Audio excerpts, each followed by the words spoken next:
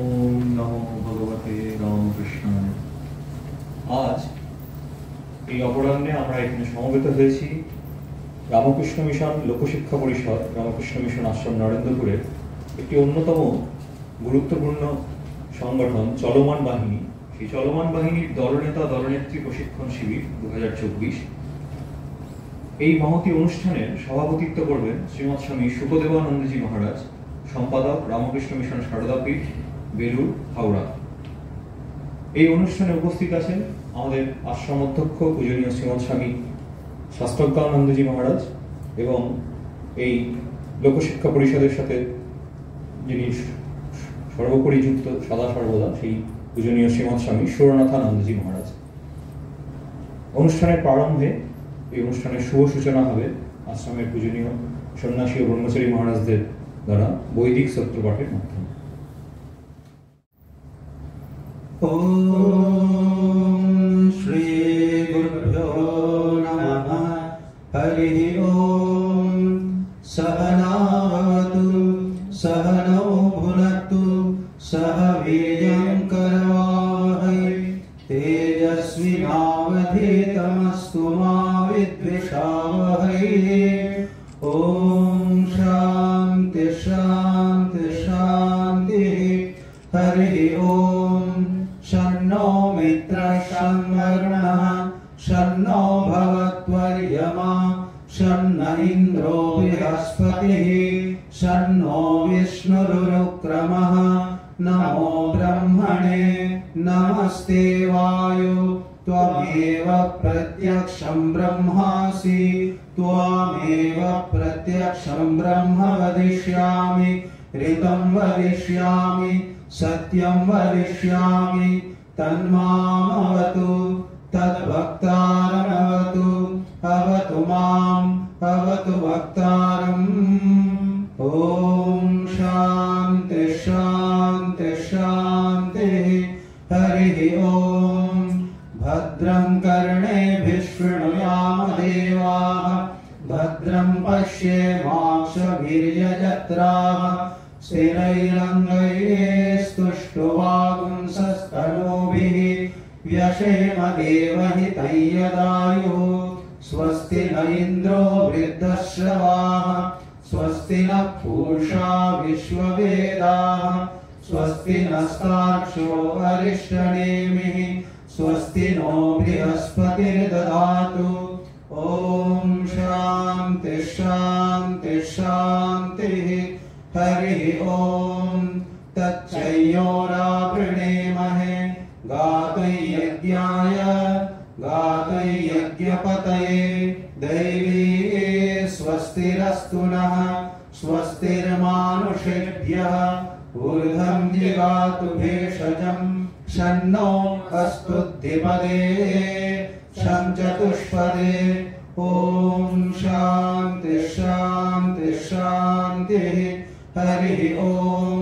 पूर्णमदः पूर्णमिदं पूर्णात् पूर्णमुदच्यते पूर्णस्य पूर्णमादाय पूर्णमेवावशिष्यते। ॐ शान्ति शान्ति शान्तिः। हरिः ॐ। तत्सत्। श्रीरामकृष्णार्पणमस्तु।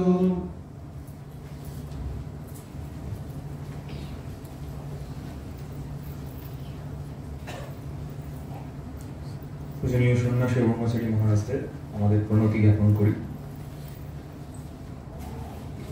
আজ যে মহতী অনুষ্ঠানে আমরা সমবেত হয়েছি সেইটি সম্বন্ধে দু চার কথা না বললেই নয়।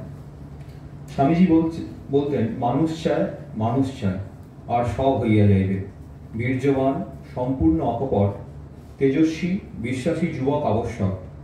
এইরূপ একশত যুবক হইলে সমগ্র জগতের ভাবস্রোত ফিরাইয়া দেওয়া যায়।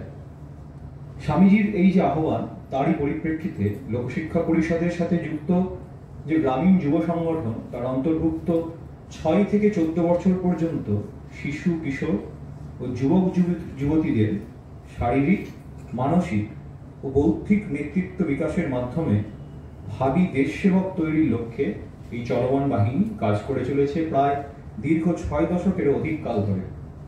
মূলত 1957 সালে ইনস্টিটিউট অফ সোশ্যাল এডুকেশন এবং রিক্রিয়েশনের মাধ্যমে এই লোকশিক্ষা পরিষদের পথ চলা শুরু, যার প্রথম ডাইরেক্টর ছিলেন পরম পূজনীয় শ্রীমৎ স্বামী প্রভানন্দজি মহারাজ। তিনি তখনও রামকৃষ্ণ সঙ্গে যোগ দেননি, সেই সময় বিবেকানন্দ চৌধুরী বা বরুণ।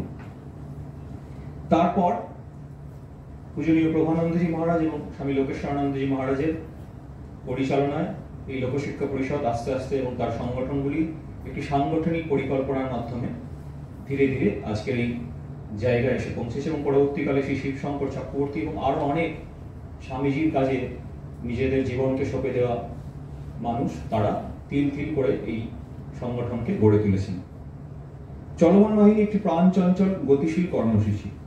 6 থেকে 14 বছর বয়সী শিশু কিশোরদের সুস্থ সবল দেহ ও মনের বিকাশ সাধন, সুস্থ সংস্কৃতির সপক্ষে মানসিকতা তৈরি, বৌদ্ধিক আধ্যাত্মিক নৈতিক বিকাশ সাধন, সর্বোপরি দেশাত্মবোধে উদ্দীপিত করে আত্মনির্ভর জীবন গঠনে সাহায্য করা হলো চলমান বাহিনীর লক্ষ্য ও উদ্দেশ্য।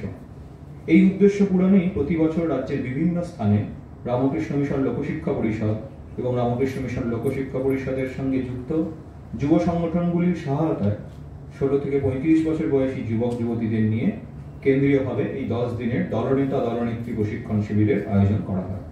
কখনো লোকশিক্ষা পরিষদের নিজস্ব প্রশিক্ষকরাও থাকেন, কখনো জাতীয় স্তরের প্রশিক্ষকরা এসে প্রশিক্ষণ প্রদান করেন। এইভাবে এই সংগঠনটি চলে এবং মূলত গ্রাম থেকে গ্রামান্তরে ভারতীয় যে সংস্কৃতি, বিভিন্ন প্রাদেশিক সংস্কৃতিগুলিকে একত্র করে, যেমন ব্রতচারী, ছড়া নৃত্য, চলনগীতি, ছন্দগীতি, ভাটিয়ালি প্রাদেশিক লোকনৃত্য, লুপ্তপ্রায় গ্রামীণ খেলা, মনীষীদের জীবনী চর্চা, এগুলি অনুশীলন করানো হয়। লোকশিক্ষা পরিষদের বিভিন্ন গ্রাম সংগঠনে যোগব্যায়ামের দল গঠন করে যোগাভ্যাসেরও ব্যবস্থা করা হয়েছে।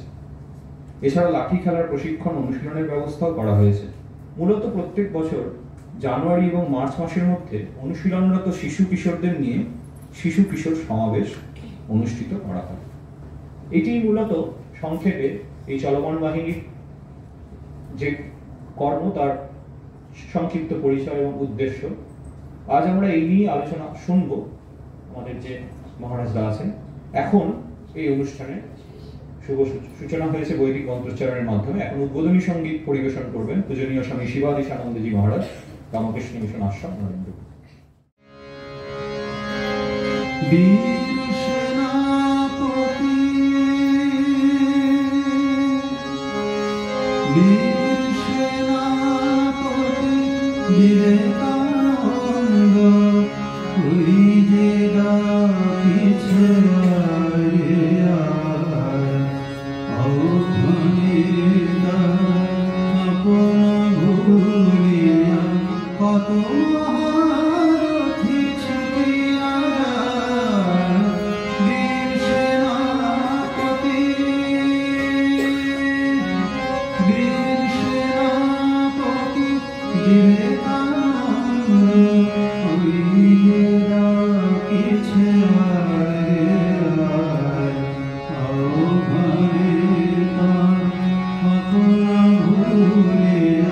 কত মহারথী ছিল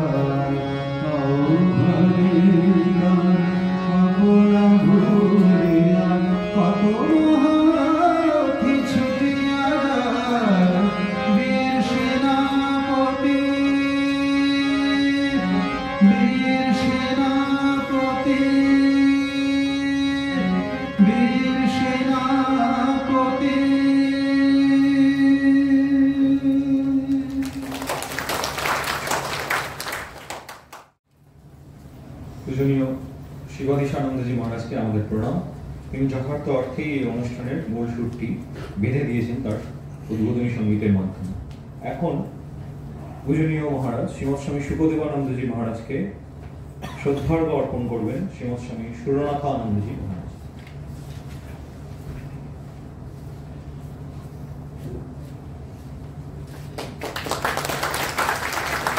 আসামের লোকশিক্ষা পরিষদের দ্বারা উৎপাদিত বিভিন্ন দ্রব্যের মাধ্যমে মহারাজকে বরণ করে নেন। এখন স্বাগত ভাষণ প্রদান করবেন আশ্রম সম্পাদক শ্রীমৎ স্বামী শাস্ত্রজ্ঞানন্দজি মহারাজ।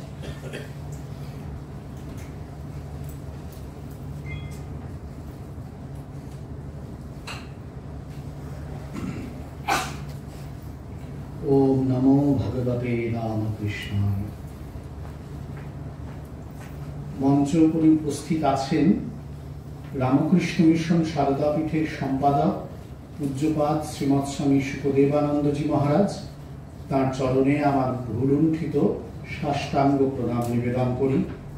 উপস্থিত আছেন রামকৃষ্ণ মিশন লোকশিক্ষা পরিষদ নরেন্দ্রপুরের ভারপ্রাপ্ত সন্ন্যাসী শ্রদ্ধাভাজন শ্রীমৎ স্বামী সুরনাথানন্দজি মহারাজ। তাকেও আমার আন্তরিক শ্রদ্ধা নমস্কার আদি জানাই। অন্যান্য সন্ন্যাসী ব্রহ্মচারী মহারাজেরা যারা আছেন মঞ্চের উপরে বা সেই সভাগৃহে, তাদেরকেও আমার আন্তরিক শ্রদ্ধা নমস্কার জানাই। আমাদের লোকশিক্ষা পরিষদের এই এগ্রিকালচার ট্রেনিং সেন্টারের যিনি প্রিন্সিপাল আমাদের ডক্টর মানস ঘোষ, তিনিও আছেন অন্যান্য যারা লোকশিক্ষা পরিষদের সেবক কর্মী, বিশেষত চলমান বাহিনীর দায়িত্বপ্রাপ্ত আছেন যারা, তারা, এবং এই চলমান বাহিনীর নেতা নেত্রী যারা আজকের থেকে শুরু হওয়া এই প্রশিক্ষণে অংশ নেওয়ার জন্য এসেছেন। আপনাদের সবাইকেই আমার আন্তরিক শ্রদ্ধা নমস্কার কৃতজ্ঞতা জানাই। আপনারা সবাই জানেন, তবুও একটু জ্ঞাতার্থে শুধু এইটুকুনি বলা যে আজকে আমাদের এই অনুষ্ঠানের মধ্য দিয়ে এই প্রশিক্ষণ শিবিরের উদ্বোধন হচ্ছে। এটি চলবে আগামী 23 তারিখ পর্যন্ত। তারপরে আপনারা যে যার আবার জায়গায় ফিরে যাবেন এবং চলমান বাহিনীর যে কাজ সেটিকে চালু রাখবেন, প্রসারিত করবেন। আমাদের এই অনুষ্ঠানের যে উদ্বোধন এইভাবে আগে আমরা অনেকদিন হয়তো আগে করা হয়েছিল। এবার আমরা ভেবেছিলাম সবাই মিলে যে যদি আমাদের নরেন্দ্রপুর আশ্রমে করা যায়, তার কারণ আপনারা যারা দূরে দূরে থাকেন তাদের সঙ্গে নরেন্দ্রপুরের যোগাযোগ সবসময় হয়ে ওঠে না। সুতরাং এই একটি সূত্রে যদি আপনাদের সঙ্গে আমাদের যোগাযোগ তৈরি করা সম্ভব হয়, আপনাদেরও আশ্রম দর্শন হবে। ঠাকুরমা স্বামীজি যে আদর্শে আমাদের এই চলমান বাহিনী প্রকল্পটি চলে এবং যে আদর্শকে অনুসরণ করে আপনারাও কাজ করেন, সেই আদর্শ সম্ভূত যে প্রতিষ্ঠান, সেইখানে আসার একবার আপনাদের সুযোগ হবে, এইরকম একটা ভাবনা চিন্তা আমাদের মধ্যে ছিল। সেইটার থেকেই আমাদের চলমান বাহিনীর যারা মূল এই প্রকল্পটি দেখাশোনা করেন তাদের সহায়তায় এইখানে আমাদের আয়োজনের সুযোগ হয়েছে। দুটি হল আমাদের সেই জন্য আলাদা করা হয়েছে, যাতে দুটি দলে ভাগ করে নিয়ে আপনারা সেইখানে প্রশিক্ষণের কাজগুলো আপনারা প্রশিক্ষণ নিতে পারেন। আপনারা সবাই জানেন, পূজনীয় মহারাজজিও আছেন, যে আমাদের এই লোকশিক্ষা পরিষদ সেটি মোট 9টি ডিস্ট্রিক্টে এখন কাজ করছে। এই 8টি ডিস্ট্রিক্টে উত্তর 24 পরগনা, দক্ষিণ 24 পরগনা, মুর্শিদাবাদ, বাঁকুড়া, পুরুলিয়া, পূর্ব মেদিনীপুর, পশ্চিম মেদিনীপুর, ঝাড়গ্রাম, পূর্ব বর্ধমান। ঠিক বললাম তোমাদের? এই 9টি ডিস্ট্রিক্টে আমাদের কাজ চলছে। যেটি আমাদের ঘোষক মহারাজ বললেন যে 1956-57 সাল থেকে লোকশিক্ষা পরিষদের কাজ শুরু হয়েছিল। পরম পূজ্যপাদ শ্রীমৎ স্বামী লোকেশ্বরানন্দজি মহারাজ, আমাদের রামকৃষ্ণ সংঘের এক মহিমময় সন্ন্যাসী, অপূর্ব ব্যক্তিত্বশালী, একেবারে স্বপ্নপ্রবণ সন্ন্যাসী, যিনি এই বিরাট প্রকল্পটি ভেবেছিলেন। আমাদের একটি পত্রিকা আছে সমাজ শিক্ষা, তার অতি পুরাতন সংখ্যা 1959-60, সেখানে দেখছিলাম যে সেখানেও একটি জায়গায় উল্লেখ আছে, সদ্য তখন লোকশিক্ষা পরিষদ শুরু হচ্ছে, এই চলমান বাহিনী ব্রতচারী প্রশিক্ষণ দেয়া হবে, সেই সময়েও কিন্তু তার ওই পত্রিকাতে উল্লেখ রয়েছে যে গ্রামে এরকম প্রশিক্ষণ দেওয়া হবে, তার নেতা নেত্রীদের নিয়ে একটা ট্রেনিং করা হবে। তা সেই সময় থেকেই এই পুরো প্রকল্পটি চলছে, আমাদের 9টি ডিস্ট্রিক্টে চলছে। আমাদের এই 9টি জেলায় মোট 250টি গ্রাম সংগঠন, কাছাকাছি একটু কম বেশি রয়েছে, 24টি গুচ্ছ সমিতির অধীনে। এবং এই 24টি গুচ্ছ সমিতির অধীনে যে 250টি গ্রাম সংগঠন আছে, তার প্রত্যেকটিতেই যে আমাদের চলমান বাহিনী আছে তা নয়, কিন্তু এবারে আমরা সবাইকেই আহ্বান জানাই যারা পাঠাতে পারেন। এবারে আমাদের প্রত্যাশা ছিল বোধহয় 161টি, তাই তো? 161 জনকে একটা 161টি সেন্টার থেকে পাবো। আমি লাস্ট যা খবর পেয়েছি এখনো পর্যন্ত 145টি সেন্টার রেজিস্টার করেছে আমাদের, অর্থাৎ 145 জন আপনারা এখানে উপস্থিত আছেন। 2023-24 সালে আমরা এই যে চলমান বাহিনী প্রকল্প চালিয়েছিলাম, সেখানে 6টি শিশু কিশোর সমাবেশে মোট 4605 জন শিশু কিশোর অংশগ্রহণ করেছিল। 6টি জায়গায়, পশ্চিমবঙ্গের 6টি জায়গায় এই 6টি শিশু কিশোর সমাবেশ হয়েছিল।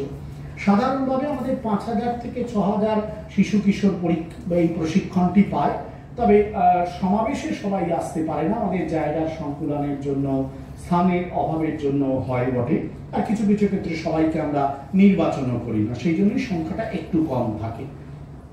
এই বিরাট প্রকল্পটি সহায়তা মানে পশ্চিমবঙ্গ সরকারের একটি নিরবচ্ছিন্নভাবে একটি আমরা আর্থিক সহায়তা পাই, যার ফলে এটি চালানোর সুবিধা হয়। এছাড়াও বিভিন্ন দাতাদের এবং লোকশিক্ষা পরিষদের নিজস্ব যে আর্থিক সামর্থ্য তা দিয়েও এটি আমরা চালাতে পারি। আজকে এই প্রশিক্ষণ শিবিরের উদ্বোধন হচ্ছে।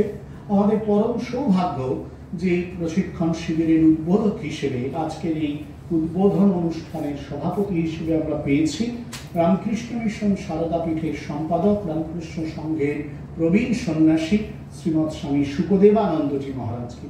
পূজনীয় মহারাজকে আমি খুব ভালো করে চিনি, কাছ থেকে জানি, এবং মহারাজের সারাটা জীবন রামকৃষ্ণ সংঘে কেটেছে শিক্ষা প্রতিষ্ঠান, শুরু থেকে আজ পর্যন্ত শিক্ষা প্রতিষ্ঠান ছাড়া আমি কোথাও যাননি। ব্যক্তিগত জীবনে সত্যিকারের অর্থেই একজন বিজ্ঞানী ছিলেন মহারাজ। ভারতের বিখ্যাত বিজ্ঞানী এপিজে আব্দুল কালামের সঙ্গেই উনি ওনার বিজ্ঞান সাধনায় এক সময় রত ছিলেন, এবং সেই কারণেই মহারাজের যে শিক্ষার প্রতি যে আগ্রহ এবং এই জাতীয় কাজের প্রতি, যুবক যুবতীদের এই জাতীয় কাজের প্রতি যে মহারাজের আগ্রহ, তা আমাদের সংঘে অত্যন্ত স্মরণীয়, অত্যন্ত শ্রদ্ধার্হ একটি বিষয়। এই কারণেই আমরা পূজনীয় মহারাজের কাছে প্রার্থনা জানিয়েছিলাম যে মহারাজ যদি আসেন, আমাদের এই অনুষ্ঠানের উদ্বোধন করেন এবং আপনাদের উদ্দেশ্যে কিছু বলেন, তাহলে সেটা আমাদের পক্ষে একটি বিশেষ আশীর্বাদ সূচক হয়ে উঠবে। পূজনীয় মহারাজ রাজি হয়েছেন, সঙ্গে সঙ্গে সম্মতি দিয়েছেন এবং এসেছেন। সেই জন্য পূজনীয় মহারাজের কাছে আমরা আন্তরিকভাবে কৃতজ্ঞ। আমাদের লোকশিক্ষা পরিষদ তথা নরেন্দ্রপুরে পূজনীয় মহারাজকে আমরা স্বাগত জানাই, তার চরণে ভূয় প্রণিপাত নিবেদন করি আপনাদের সবার পক্ষ থেকে এবং আমার ব্যক্তিগত তরফ থেকেও। আপনারা যারা এসেছেন, আপনাদেরকে স্বাগত জানানোর দরকার পড়ে না, তার কারণ আপনারা তো এইটা অংশ, আপনারাই চালাবেন এরপর 1 বছর ধরে। কিন্তু আমাদের এই প্রকল্পের আপনারা হচ্ছেন যোগ্য সহায়ক সহায়িকা।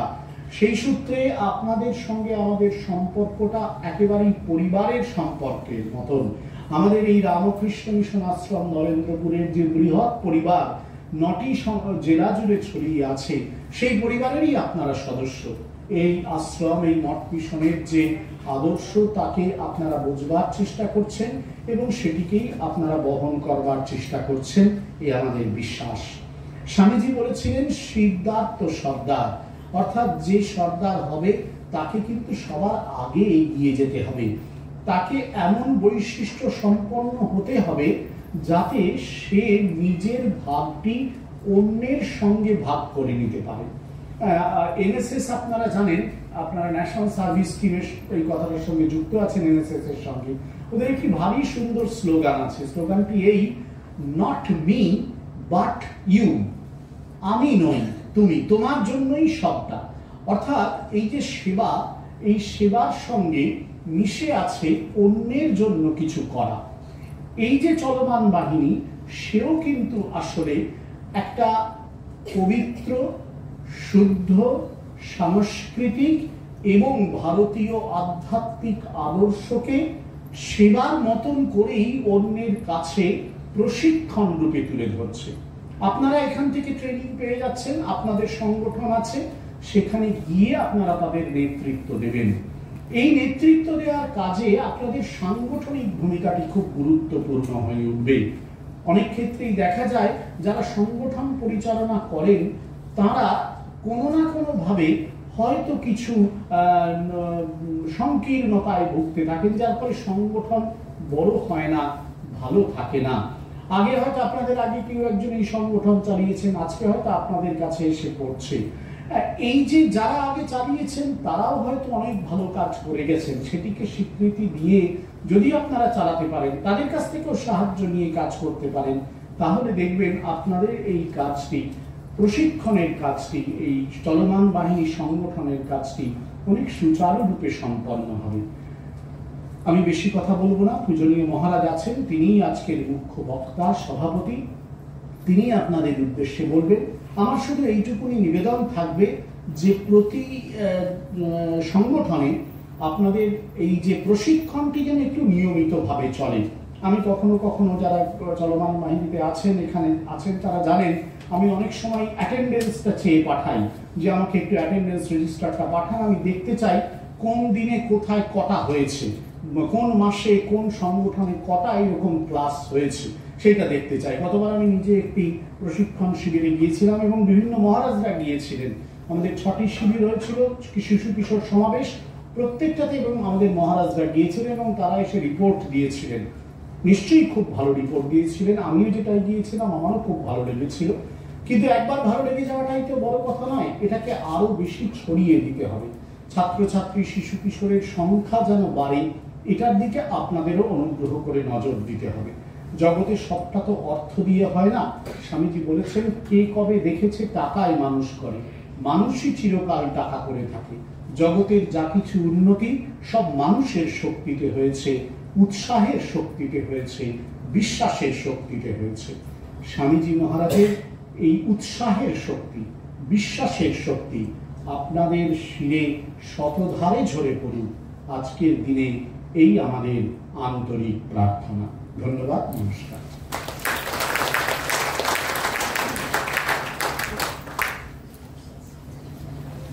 এতক্ষণ আমরা শুনলাম স্বাগত ভাষণ প্রদান করলেন শ্রীমৎ স্বামী শাস্ত্রজ্ঞানন্দজি মহারাজ, সম্পাদক রামকৃষ্ণ মিশন আশ্রম, নরেন্দ্রপুর। মহারাজ তার স্বভাবসিদ্ধ ভঙ্গিতে অত্যন্ত সুললিত ভাষায় এই চলমান বাহিনীর সূচনা, বিস্তার, আদর্শ এবং তার যে রূপায়ণের দিকগুলি আমাদের সামনে রেখেছেন এবং তার যথাযথ দিক নির্দেশ করেছেন। মহারাজকে আমাদের প্রণাম জানাই। এখন চলমান বাহিনী প্রসঙ্গে বলবেন শ্রী স্বপন ঘড়ই মহাশয়।